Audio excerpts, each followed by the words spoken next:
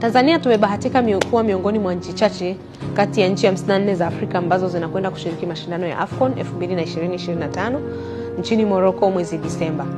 Na timu yetu ya Taifa Stars, maandalizi ni mazuri kwa maana ya serikali kwa BMT kwa kushirikiana na TFF tayari wako kwenye mipango. Sasa nini wito wetu kwa Watanzania?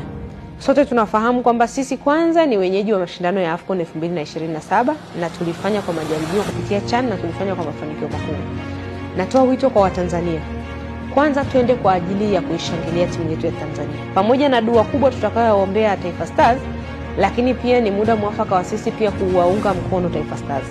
Kwa Mtanzania yote anayetaka kwenda kupata exposure, kwenda kushangilia timu yake, aone uwezekano ni namna gani anaweza kuanza kujipanga na kujichakata ili aweze kushiriki pale Morocco kuishangilia timu yetu ya taifa inaposhiriki mashindano yake mbalimbali.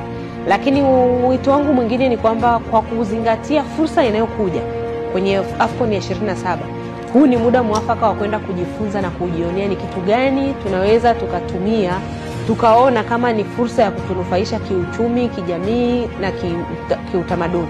Kwa hiyo tukienda kule tusiende tu kushangilia Stars, basi tukachungulie ni kitu gani tunaweza tukarudi hapa tukakiimarisha na tukakiboresha au tukakifanya ambacho kitatufungulia milango zaidi tukanufaika na AFCON ya 27. Kama ambavyo tunafahamu kuwa wenyeji wa mashindano mara nyingi tunaangalia zaidi baadaye tutanufaika vipi.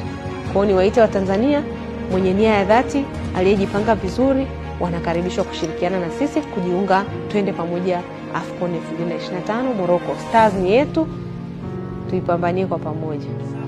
Samatta Msuva